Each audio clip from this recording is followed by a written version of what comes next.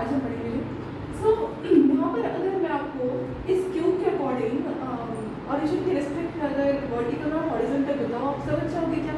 मान लो कि मैंने ये वाला एक छोटा सा कॉर्नर लिया है ना, इस कॉर्नर में आपको क्या है, ऑरिजिन। अब ये ऑरिजिन आपका, आप कहीं भी एक्स वाई जेड लोगे तो चलेगा, पर मेरे मतलब मैं जो वीडियो को कंप्लीट करवा रही हूँ वो एक्स वाई जेड ऐसा ही होगा नोटेशन। ओके, तो यहाँ पर एक्स वाई जेड, तो अगर मैं इसके according horizontal plane of symmetry बोलूँ तो आप कैसे समझोगे। अगर मैं इसको ऐसे करती हूँ, ऐसे, अगर ये z है, ये y है, ये x है, तो आप समझ सकते हो क्या कि ये वाला पर्टिकुलर z और x है, ये वाला एक प्लेन बन रहा है, एक प्लेन बन रहा है ना, ये z है, ये y है, तो यहाँ पर एक प्लेन बनेगा, ये y है, ये x है, यहाँ एक प्लेन बनेगा, ये z है, ये x है, यहाँ एक प्लेन बनेगा। ये जो तीन एक्सिस का कॉर्नर, ये जो पर्टिकुलर ऑरिजिन है, इसके रेस्पेक्ट में तीन एक्सिस को जोड़ के रखने वाला है तीन प्लेन।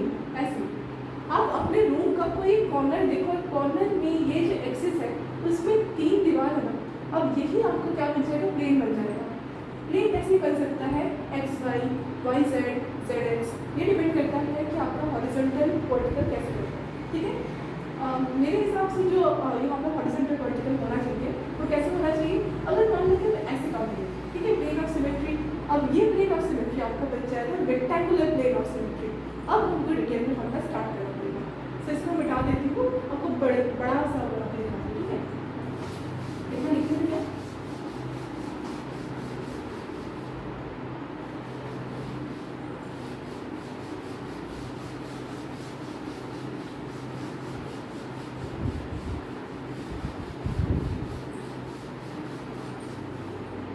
देखिए प्लेन ऑफ सिमेट्री यहाँ लिख देती हूँ।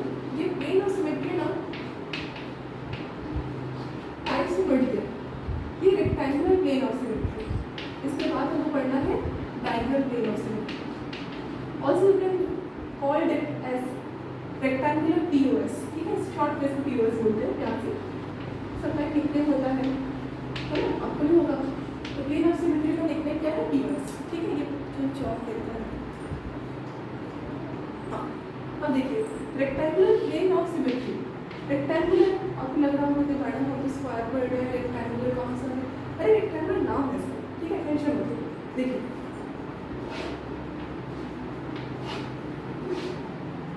अब बना रही हूँ मैं क्यूब, हाँ क्यूब बना रही हूँ। यहाँ पर क्या है, क्यूब है।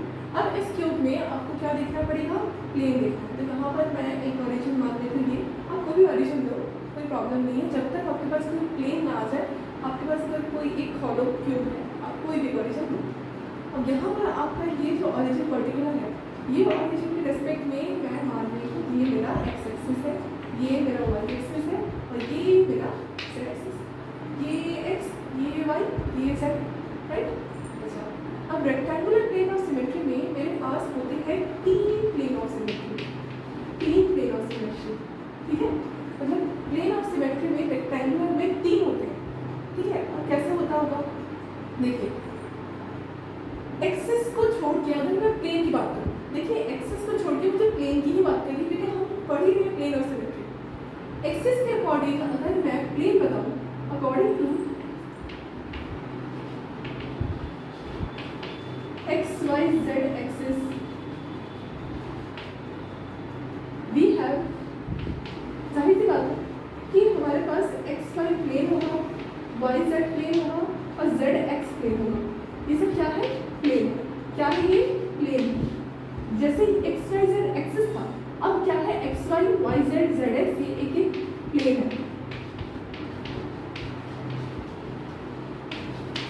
ठीक है, अब ये एक एक प्लेन में हमको क्या देखना है, rectangular plane of symmetry. Plane of symmetry मतलब एक ऐसा पॉइंट, जैसे सेंटर ऑफ सिमेट्री में हमने सेंटर में देखा था ना कि ऐसा कोई पॉइंट जो इक्वल डिस्टेंस में same group, same functional group, same atom, same molecule vary कर रहा है, that is called centre of symmetry.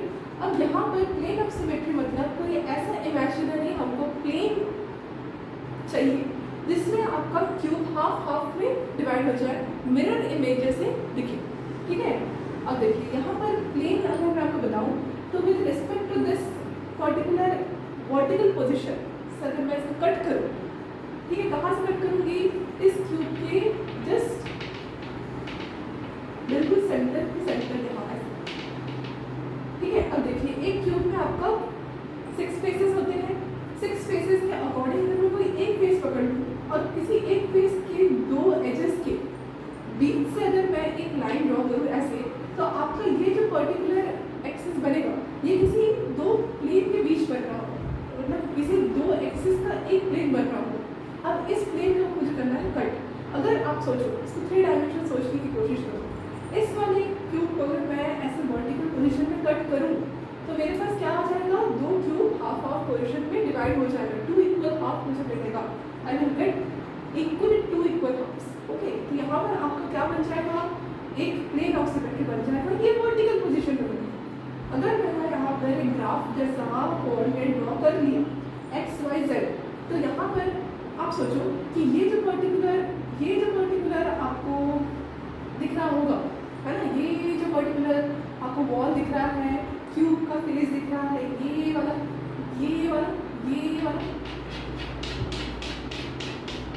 इसी के पैरेलल तो है ही। तो इसके पैरेलल जो भी आपके फेसेस होंगे क्यूब के, वो आपका आप वाई जेड प्लेन इसको बोल सकते हो, ठीक है, वाई जेड प्लेन। तो ये आपका एक वर्टिकल प्लेन होगा, है ना। अच्छा, अब मान लो कि मैंने इस वाला फेस छोड़ के, ये वाला फेस छोड़ के मैंने उसके ऑपोजिट वाला जो है एड्रेस को लिया, तो मेरे पास कुछ इस तरह का है। फिर यहाँ से अगर मैं कट करूँ कुछ इस तरह से अगर मैं काटूँ, तो कुछ ऐसे कट जाएगा क्या, देखिए मैं कैसे काट रही हूँ, आप इसको अच्छे से फोकस कीजिए। देखिए इसको मैंने ऐसे काटा है जैसे मानो कि मैंने इसको वर्टिकल काटा, है ना। ये जो वर्टिकल आपको था वो भी वर्टिकल था, ये भी आपका वर्टिकल है, पर फेस चेंज हुआ तो आपको थोड़ा सा अलग दिखेगा। इसलिए आपका ये भी वर्टिकल है, ये भी वर्टिकल है, अलग अलग एजेस के अकॉर्डिंग प्लेन चेंज हुआ है। बस प्लेन चेंज हुआ मतलब ऐसा वाला पोजीशन, मतलब ये वाला दीवार देखिए, ये वाला आपका क्या है, ZX, ठीक है, आप मान सकते हो। तो ये वाला आपको क्या बन जाएगा, एक वर्टिकल बनेगा, बस प्लेन का नाम चेंज हुआ मेरे डायग्राम के अकॉर्डिंग, ठीक है। आप अगर कोई अलग XYZ एक्सिस का नाम ले रहे हो तो आपका लगा दो, पर मैं आपको बस हिंट दे रही हूँ, समझा रही हूँ कि ये ऐसे बनेगा, ये भी वर्टिकल है। एक और तरीका हो सकता है, जैसे 6 फेसेस होते हैं तो 3 आपका पर्टिकुलर क्या बन जाएगा, यहाँ पर रेक्टेंगुलर प्लेन ऑफ सिमेट्री 2 बन गया, एक और बन सकता है हमारे पास 1 2 3, 1 2 3, मतलब यहाँ से भी हम कट कर सकते हैं। एक और बना कर दिखा देंगे, नहीं तो पाँच हो जाएगा।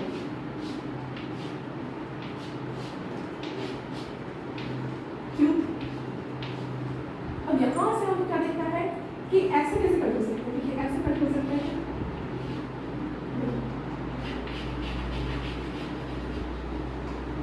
हुआ कट ऐसे, तो हमको 2 इक्वल हाफ मिल जाएगा। ये एक तरीका है, ये एक तरीका है, ये एक तरीका है।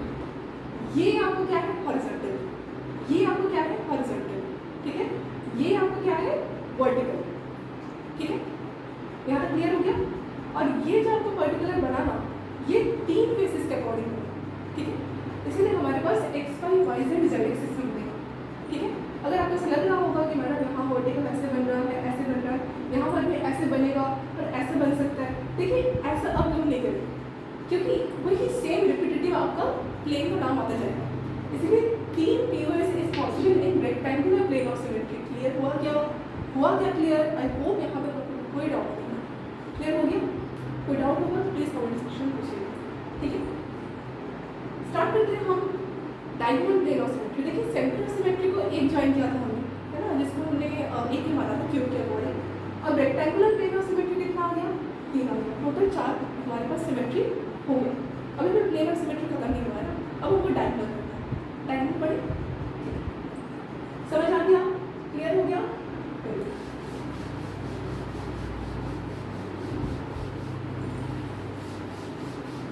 इतना क्लियर बुक नहीं दे मिलता हमको, ये बहुत सारे बुक्स को लेके पढ़ना पड़ता है, फिर क्लियर होता है, थोड़ा सा क्लियर होता है। बहुत बार डाउट आता है ना, तो पढ़ाते पढ़ाते क्लियर हो जाता है। तो आप ऐसा मत सोचो कि सब समझ आ रहा है तो शायद अब कोई डाउट नहीं आएगा। डाउट अगर आ गया आप कमेंट में पूछो, मैं ज़रूर कोशिश करूँगी इसको क्लियर करने की। ठीक है, देखिए next rectangular plane of symmetry हो गया, लिख देती हूँ, छोटे छोटे लिखती हूँ क्योंकि थोड़ा सा बड़ा बड़ा मुझे बनाना पड़ेगा डायग्राम POS। ठीक है, आइए ब्रैकेट में लिखिए बाई एजेस। एजेस मतलब समझ रहे, ये आपका चीज़ बना टोटल मुझे 6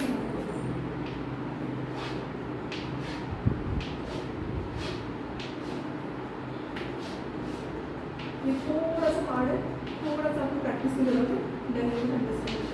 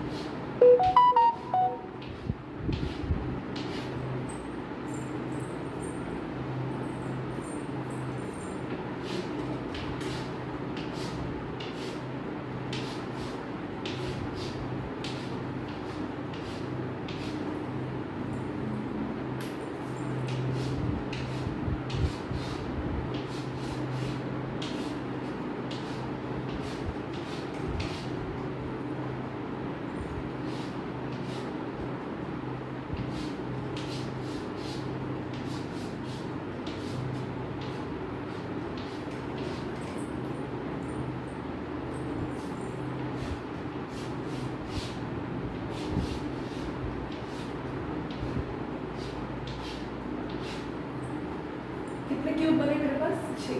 अब यही 6 क्यूब हमको मदद करेगा diagonal plane of symmetry by edges समझने। ठीक है, फॉर्मूला वाला हो गया। अब हमको क्या समझना पड़ेगा, diagonal plane of symmetry by edges. पहले आप मुझे बताओ कि एक क्यूब में कितना एजेस होता है। मैडम 12 एजेस होते हैं। हाँ बिल्कुल सही, 12 एजेस होते हैं। कैसे होते हैं वो भी देख लेते हैं। देखिए 1 2 3 4, ठीक है, 5 6 7 8 9 10 11 12, 4 ऊपर 4 नीचे 4 इधर हो गया 12। ठीक है, 1 2 3 4 5 6 7 8 9 10 11 12, है ना।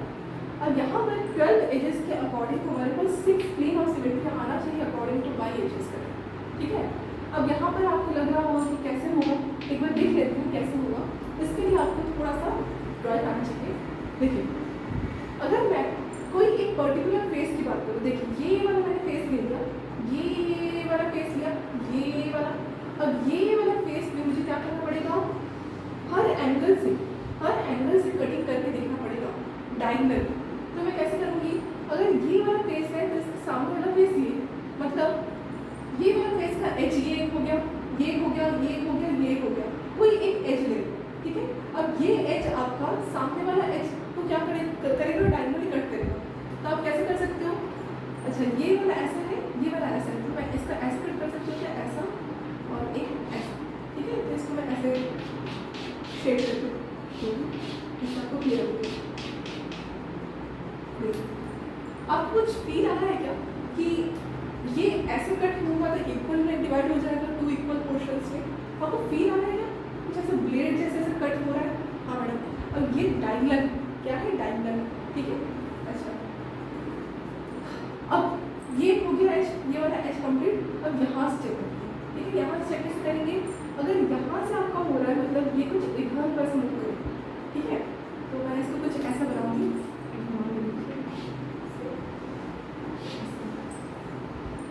ठीक है, ये थोड़ा टेढ़ा लग रहा है, थोड़ा सा स्केल से नहीं बनाया, थोड़ा सा ऐसा मोटा मोटा दिख सकता है। इसको ये दिखेगा कैसे,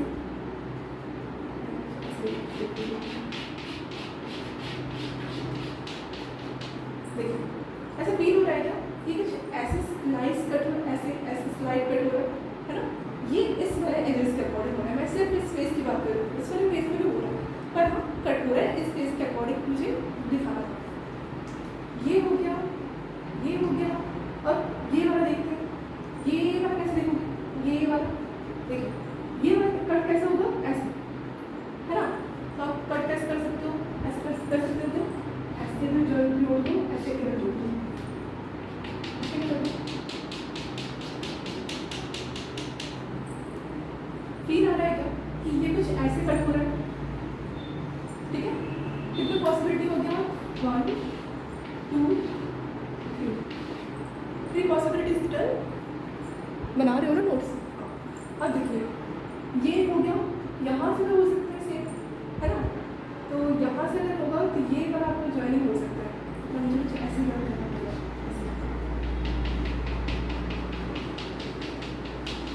आया कुछ भी, कुछ ऐसे हो रहा है, ठीक है। बहुत ईजी है, आप थोड़ा सा प्रैक्टिस करो आपको ईजी लग जाएगा। अच्छा ये पूरा फेस का देखो हम बना डालें, ठीक है। हमने तो पूरा ये फेस का एजेस कंप्लीट कर लिया, और दो है, ठीक है। अब और तो कैसा है, ये जो फिलर ज्वाइन कर रहा है ना, ये एक इसको भी तो काउंट करना पड़ेगा, यही तो मेन है क्यूब का, तभी तो 3 डायमेंशन है, तो बस सामने का स्क्वायर वाला क्यूब। अब देखिए इसके अकॉर्डिंग इधर को ज्वाइन करने की कोशिश कीजिए, इसका भी ऐसे और ऐसे, ठीक है। कैसे तो इधर होंगे, मैं थोड़ा सा क्यूब वर्ड से बनाया गया है, आपको अच्छे से बनाना पड़ेगा उस क्यूब को स्केल से मेजर करके। इसको मैंने ज्वाइन करूँगी, शेप करनी है, देखिए ये कुछ इधर होगा। अब देखिए हमारे पास जो है एज इधर से इधर ऐसे में कट होगा, क्यूब 2 इक्वल पोर्शन में कट हो जाएगा। यहाँ थोड़ा सा मुश्किल है दिखाना, क्योंकि यहाँ पर अगर मैं दिखाऊंगी तो छुप जाएगा, ठीक है। हाँ आप सोचो कि ये ऐसे कट हो रहा है, वैसे इधर हो रहा है, वैसे इधर को वैसे ही कट होगा, ठीक है। मतलब ये आप इधर कर रहे हो ना, और इधर से आप इधर कट करोगे तो ऐसा पोर्शन में ये भी कट होगा, पर ऐसे दिख नहीं रहा क्योंकि इसमें थोड़ा सा एंगल इधर को बना है कि ये दिखाना थोड़ा सा मुश्किल है। आप समझो कि ऐसे ही ऐसा बनना है, ठीक है। जब कहीं भी आपको अगर ऐसा क्वेश्चन दिख भी जाएगा, आपको ऐसे ही एज्यूम करना है। इसका मतलब ये नहीं है कि इस प्लेन में आपको एक लाइन, इस प्लेन में आपका लाइन नहीं है, इस वाले एज से इस वाले एज से ऐसे कट हो रहा है डायगोनली, ठीक है। ये इसका मतलब ये होता है, ठीक है। कितने पॉसिबिलिटीज हो गए देखिए, तो 4 5 6 टोटल डायगोनल कितना बना, 6 बना। कितना बना, 6 बना। कितना बना, 6 बना। Diagonal pairwise by edges are there 6 है, ओके। हो गया, हो गया, बनाइए, पॉज करके बना दीजिएगा, ठीक है।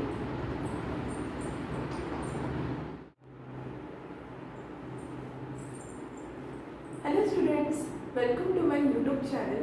आई एम अंकिता एंड आज हम पढ़ने वाले हैं अपना क्यूबिक क्रिस्टल का graph which is our crystallographic axis. और क्रिस्टलोग्राफिक एक्सिस के बाद हम पढ़ने वाले हैं उसके साथ जो आपका कोऑर्डिनेट सिस्टम बनता है, जो आपका क्रिस्टलोग्राफिक एक्सिस का, वो हम क्यूब के जो इंडिसेस सॉल्व करेंगे उनके साथ समझें। सो स्पेशली आज हमारा जो वीडियो होगा वो इंडिसेस के ऊपर होने वाला है। पहले तो हम विस इंडिस को समझेंगे, उसके बाद हम मिलर इंडिसेस को समझेंगे। सो ऑलरेडी मैंने कुछ वीडियोस बना दिए थे इस चैप्टर के, जैसे मैंने आपको पिछले वीडियोस में समझाया था कि हमारे पास जो एक्सिस ऑफ सिमेट्री रहती है ना, और हमने उसके साथ सेंटर ऑफ सिमेट्री और उसका प्लेन ऑफ सिमेट्री एक क्यूब का समझा था। क्यूब का क्यों समझा था, क्योंकि हमारे सिलेबस में क्यूब क्रिस्टल है, और क्यूब क्रिस्टल को समझने के बाद हम ये पूरा कंप्लीट हो जाने के बाद हम दूसरा वाला क्रिस्टल सॉल्व करेंगे। पहले हम क्यूब का पढ़ लें, उसके बाद हम दूसरा वाला क्रिस्टल सिस्टम्स के जो 3D स्ट्रक्चर्स रहते हैं उनका क्वेश्चन सॉल्व करेंगे, उनका कंसेप्ट भी समझेंगे। पहले अब जो आपका बेस है इसको स्ट्रॉन्ग करेंगे। सो स्टार्ट करते हैं हम समझना। सो पिछले वीडियो में आपको मैं एक फ्लो चार्ट बताने वाली थी, वो फ्लो चार्ट मैंने बंद कर दिया था, मैंने उसके बाद वीडियो कंटिन्यू नहीं किया था।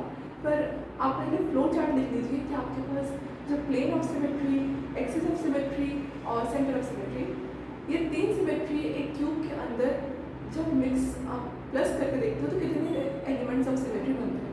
तो स्पेशली आप ये वाला पहले लिख लो कि एलिमेंट्स ऑफ सिमेट्री का जो है कितना होता है एलिमेंट्स ऑफ सिमेट्री।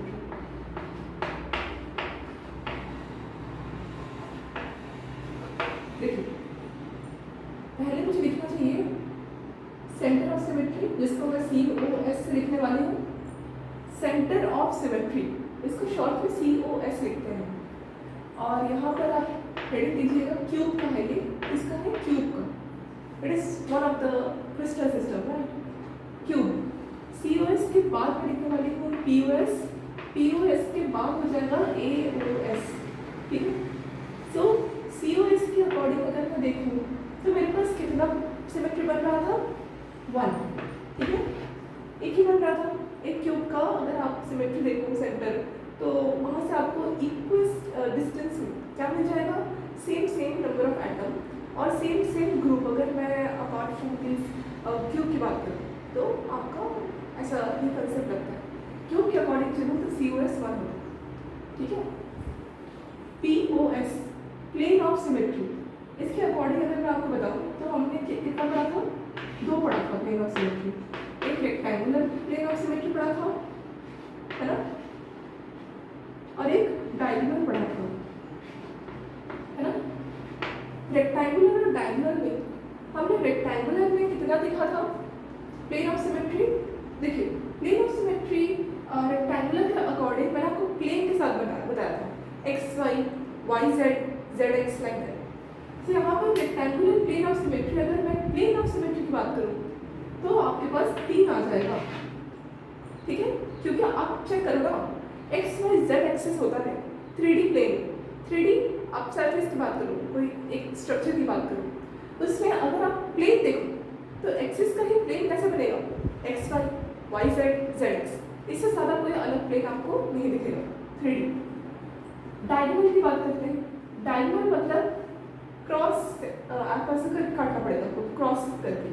तो यहाँ पर डायगोनली आपको, अगर मैं आप अगर वीडियो देख रहे हैं तो आपको प्लेन ऑफ सिमेट्री का डायगोनल वाला मैंने पूरा एक एक्सप्लेन करके समझाया था कि एक एज से ऑपोजिट एज को अगर आप ऐसे कट करो, ब्लेड से आप सोचो ऐसे कट करो, सो कितना हो जाएगा?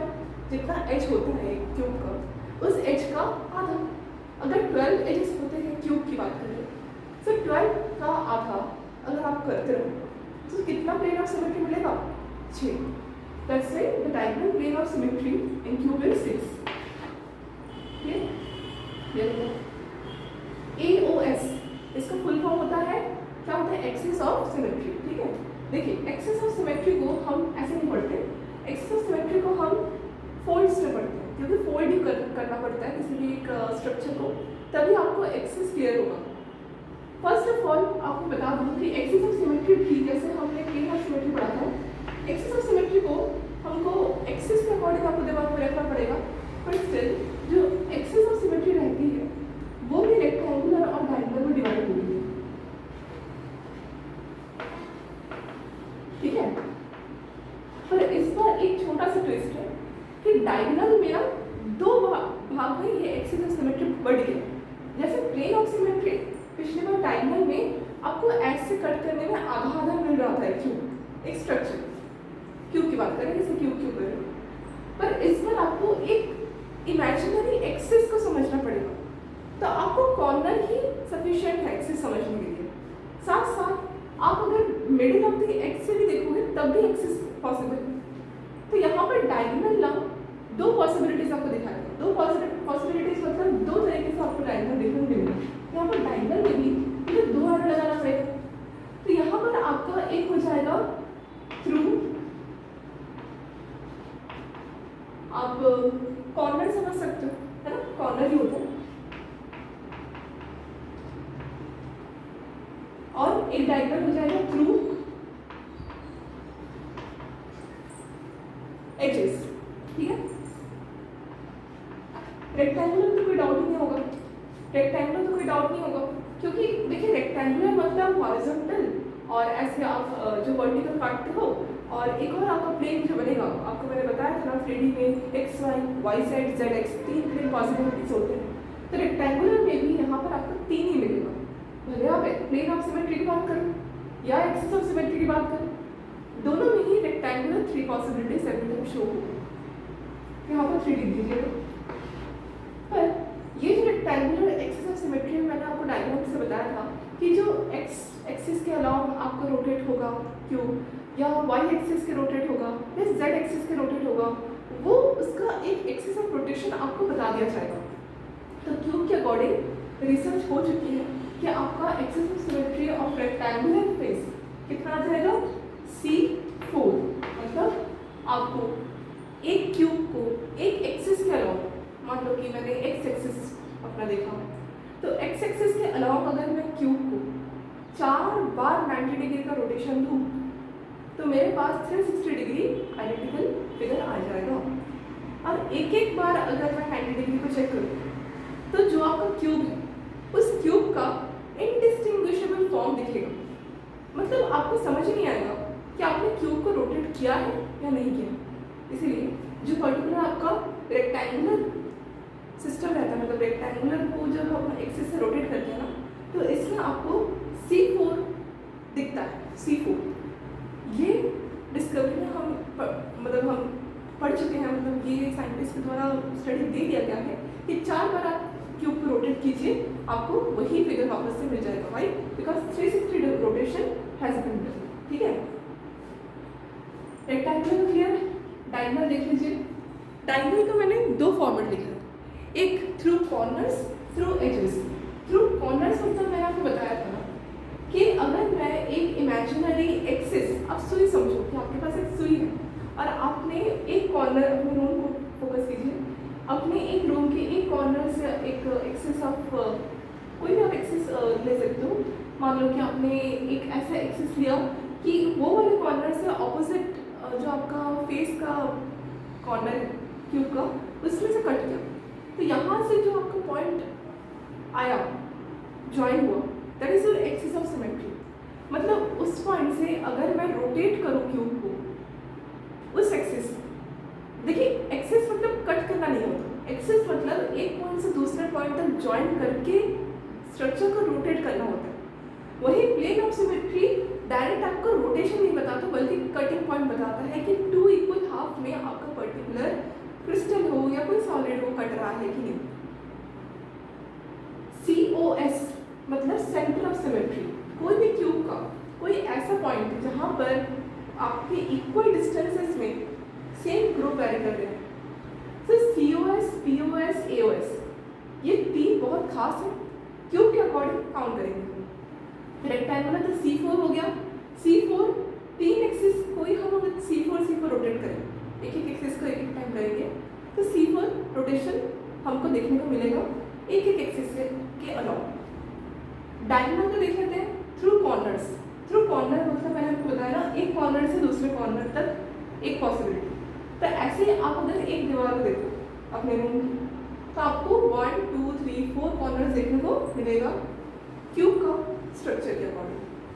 4 कॉर्नर्स इसमें बता रही हूँ क्योंकि जो सामने वाला 4 कॉर्नर है ना, उसके साथ डायगोनली आप क्या करोगे, ज्वाइन करोगे।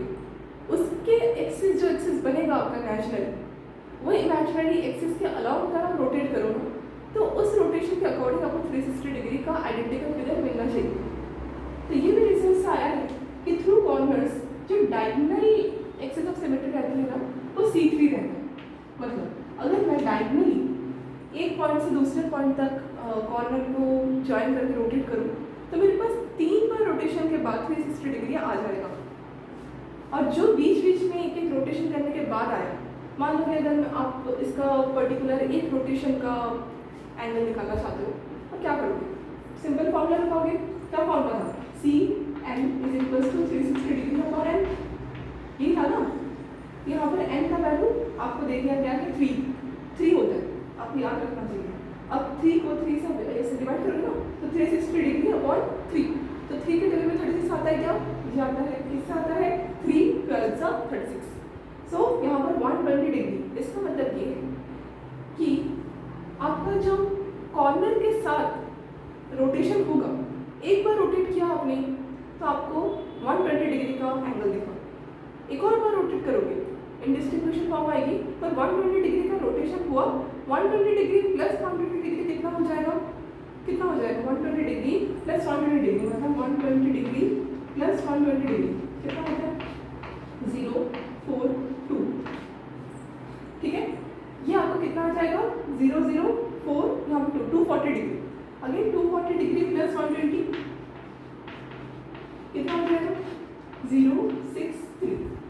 मतलब अगर मैं 120 डिग्री को 3 बार देखूं तो मेरे पास आइडेंटिकली 3 बार रोटेशन करने के बाद उस पर्टिकुलर कॉर्नर का जो पोजीशन था उसके अलावा 360 डिग्री वाला आइडेंटिकल फिगर मुझे मिल जाएगा। ये बहुत ऑब्वियस है कि 360 डिग्री एक ऐसा एंगल रहता है जहाँ पर कोई भी ऑब्जेक्ट को आप घुमा दो तो वो अपने फिगर में वापस आ जाता है। पर सोचने वाली बात बहुत है कि 360 डिग्री के बाद ऐसा कौन कौन सा फिगर होता है, ऐसा कौन कौन सा स्ट्रक्चर होता है जहाँ पर आपका इनडिस्टिंग्विशेबल फॉर्म मिले। मतलब 360 डिग्री तो ऑब्वियस था, हाँ भाई पता है 360 डिग्री कोई भी आप चीज़ को घुमाओगे तो वापस तो वैसे ही मिल जाएगी, यहाँ तक तो ऑब्वियस है। पर अगर आप इस चौक को देखो, इस चौक का सब पॉइंट आपको सेम दिख रहा है, मैंने कहीं पर भी मार्क नहीं किया है कि ये आपका ऊपर है ये नीचे है। अगर मैं ऐसे कर दूँ तो भी आपको लगेगा ये ऊपर है ये नीचे है, कोई चेंज ही नहीं हुआ। पर ये तो हमको पता है ना कि ये चेंज हुआ है। अब ये फॉर्मेट को आप कैसे समझोगे कि चेंज हुआ है कि नहीं? ये फॉर्मेट का एक ही मेथड है कि आपको इसका जो पर्टिकुलर 360 डिग्री का रोटेशन होगा वो पता होना चाहिए। वैसे तो ये क्यूब नहीं है, ये सिलेंड्रिकल है, पर स्टिल क्यूब का अगर मैं आपको बताऊँ कि अगर मैं आप डायगोनल ऐसे एक्सिस को समझो इमेजिनरी तो आपके पास C3 आता है।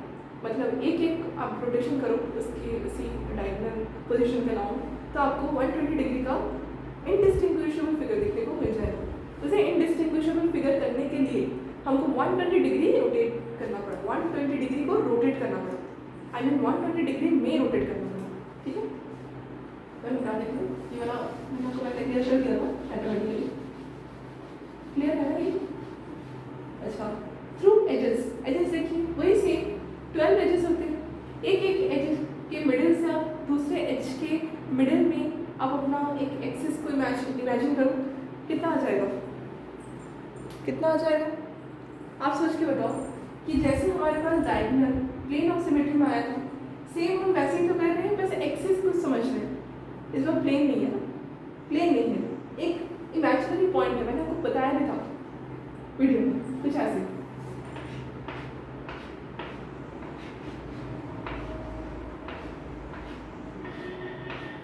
ये है ना, तो यहाँ पर अगर आप देखो ये एज हो गया, ये एक एज हो गया ऑपोजिट वाला, तो आप ऐसे कट करोगे, मतलब कट नहीं है ये एक्सिस है, एक्सिस को इमेजिन करना है। तो मिडिल एज से दूसरे वाले ऑपोजिट एज के मिडिल तक एक ज्वाइन करो लाइन, उसी ज्वाइनिंग लाइन को हम एक्सिस बोलते हैं। इसी एक्सिस के अलावा अगर मैं क्यूब को रोटेट करूँ तो मेरे पास क्यूब को कितनी बार रोटेशन से 360 डिग्री आइडेंटिकल फिगर मिलेगा, वही देखना है। तो यहाँ पर आपको मैं बता दूँ कि जैसे हमारे पास रेक्टेंगुलर एक्सिस ऑफ सिमेट्री में C4 था और diagonal axis of symmetry through corner से C3 था। यहाँ पर आपको बहुत सिंपली बता देती हूँ कि थ्रू एजेस डायगोनली C3 हो जाएगा। कितना हो जाएगा? C3 और C2 हो जाएगा। ठीक है, कितना हो जाएगा? C2 हो जाएगा। क्यों? क्योंकि यहाँ पर आपको अगर मैं बताऊँ कि जो आपका एक्सिस ऑफ सिमेट्री है वो 2 बार रोटेशन से 360 डिग्री विच हमारा आइडेंटिकल फिगर आ जाएगा, तो ये C2 होगा। ठीक है, अब यहाँ पर मुझे ये भी लिखना पड़ेगा, मैं भूल गई लिखना, थ्रू कॉर्नर से C3 यहाँ तक तो क्लियर था, पर थ्रू कॉर्नर से मिलेगा कितना? जितना हमारे पास इसका होगा,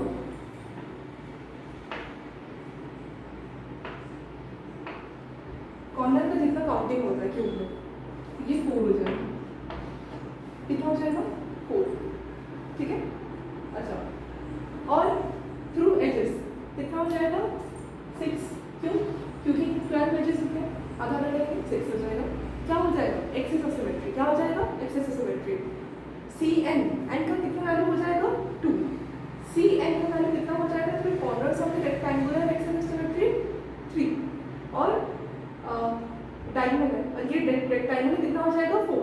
तो N का वैल्यू 4 हो जाएगा। कहाँ पर? एक्सिस ऑफ सिमेट्री में rectangular symmetry is there. Okay, यहाँ तक आई होप आपको क्लियर हो गया होगा। अब करेंगे हम काउंट। तो काउंट कीजिए, यहाँ पर आपको लिखना पड़ेगा ऐसे, और ये मेरा क्वेश्चन पूछा जाता है एग्जाम में। ठीक है, कि आप एलिमेंट्स ऑफ सिमेट्री को समझाइए, इसका आंसर समझाइए। देखिए, पहला लिखेंगे COS then POS, then EOS। अब लिखने का फॉर्मेट ऐसा होना चाहिए, ठीक है।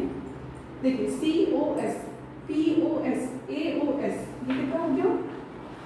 3 अलग अलग प्रकार का सिमेट्री हो गया। अब इसके अंदर हमने सिमेट्री को डिस्कस किया था। जैसे COS होता है 1, POS कितना होता है? रेक्टेंगुलर के अकॉर्डिंग चलूँ तो यहाँ पर 3 होता है, डायगोनल के अकॉर्डिंग 6 होता है, यहाँ पर 6 + 3 9। AOS कितना होता है? यहाँ पर रेक्टेंगुलर के अकॉर्डिंग 3 होता है, डायगोनल में 2 होते हैं, एक थ्रू कॉर्नर्स, एक थ्रू एजेस, मतलब कॉर्नर्स और एजेस के अकॉर्डिंग 4 + 6 हो जाता है ना।